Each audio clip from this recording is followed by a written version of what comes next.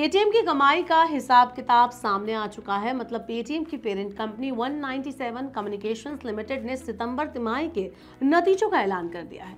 Company ने profit दर्ज कराया है, लेकिन पिछली बार से इस बार में काफी ज्यादा डिफरेंस देखने को मिला है। तो क्या कहते हैं पेटीएम के आंकड़े, कैसा है कंपनी के शेयरों का हाल, चलिए इस वीडियो में समझने की कोशिश करते हैं। Hello and welcome to money 9, मैं हूं मीनू शर्मा। तो चलिए शुरुआत कंपनी के प्रॉफिट की खबर से करते हैं। तो आंकड़े कहते हैं कि कंपनी ने सितंबर 2025 की तिमाही में Q2 फाइनेंशियल ईयर 2026 में यानी कि 21 करोड़ रुपए का कंसोलिडेटेड नेट प्रॉफिट दर्ज कराया है। ये पिछले साल की समान तिमाही के 928 करोड़ रुपए के मुकाबले बहुत कम है। लेकिन ध्यान देने वाली बात यह है कि पिछले साल का मुनाफा एकमुश्त कमाई से बड़ा था। उस समय कंपनी ने अपने मूवी और इवेंट टिकटिंग बिजनेस को जोमेटो को बेचकर 1345 करोड़ रुपए का गेन दर्ज किया था। तो इस लिहाज से प्रॉफिट का आकलन करना ठीक नहीं होगा, लेकिन हाँ तिमाही आधार पर भी गिरावट दर्ज की गई है। यानी कि जून तिमाही के 123 करोड़ रुपए के मुकाबले पेटीएम का मुनाफा 82.9% घटा है। आपको बता दें कि इसकी बड़ी वजह है ऑनलाइन गेमिंग जॉइंट वेंचर से जुड़ा एक बार का नुकसान। हालांकि कंपनी का रेवेन्यू और ऑपरेटिंग मार्जिन स्थिर रूप से बेहतर हुआ है। अब रेवेन्यू और ऑपरेटिंग परफॉर्मेंस की बात करें तो उसमें सुधार देखने को मिला है।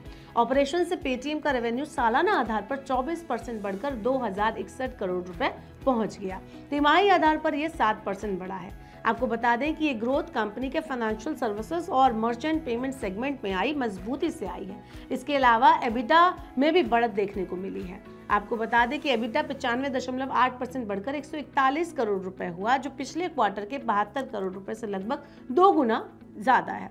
साथ ही एबिटा मार्जिन भी 3.8% से बढ़कर 6.8% हो गया, जो कॉस्ट कंट्रोल और ऑपरेशनल एफिशिएंसी पर फोकस को दिखाता है। लेकिन ऑनलाइन गेमिंग पर बैन ने कंपनी के लिए परेशानी जरूर बढ़ाई है।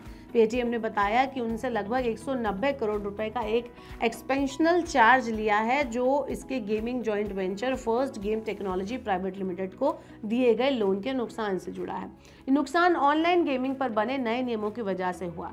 जानकारी के लिए बता दें कि promotion and regulation of online gaming act 2025 लागू होने के बाद दांव लगाकर खेले जाने वाले ऑनलाइन गेम्स पर प्रतिबंध लग गया है। इसी कारण टैक्स से पहले मुनाफा 30 करोड़ रुपए रह गया, जो जून तिमाही में 126 करोड़ और पिछले साल 939 करोड़ रुपए था। आपको बता दें कि कैश फ्लो और खर्च की बात अगर हम यहाँ पर करें तो इसमें भी सुधार हुआ है। आंकड़ों में देखा जाए तो सितंबर 2025 तक खत्म होने वाली पहली 6 माही में पेटीएम का ऑपरेटिंग कैश फ्लो 44 करोड़ रुपए पॉजिटिव रहा। पिछले साल यही आंकड़ा माइनस में यानी कि -390 करोड़ रुपए था।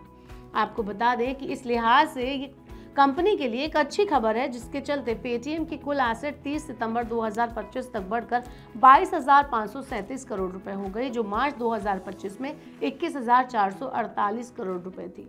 मतलब एसेट में 1,089 करोड़ रुपए जुड़ गए। अब खर्चों की बात कर लेते हैं। इसमें भी गिरावट देखी गई है। पेटीएम के कुल खर्च 2062 करोड़ रुपए रहे, जो पिछली तिमाही के 2016 करोड़ रुपए के बराबर ही है लगभग, और पिछले साल के 2245 करोड़ रुपए से ये कम है। पेटीएम पर एनालिस्ट की राय की अगर हम बात करें तो एनालिस्ट का कहना है कि पेटीएम का फोकस लागत घटाने और डिजिटल इकोसिस्टम को बढ़ाने पर रहेगा, जिससे आने वाले टाइम में मुनाफा बनाए रखना इजी हो जाएगा। पेटीएम पर कुछ ब्रोकरेज हाउसेज ने रेटिंग भी दे दी है। अब चलिए वो भी देख लेते हैं। जैसे एक्सिस सिक्योरिटी ने पेटीएम को रिड्यूस से अपग्रेड करके बाय कर दिया है, और फाइनेंशियल ईयर 2027 टू 2028 के लिए एबिटा प्रोजेक्शन में 33 से 46% की बढ़ोतरी की है। उन्होंने 1500 रुपए का टारगेट प्राइस भी सेट किया है।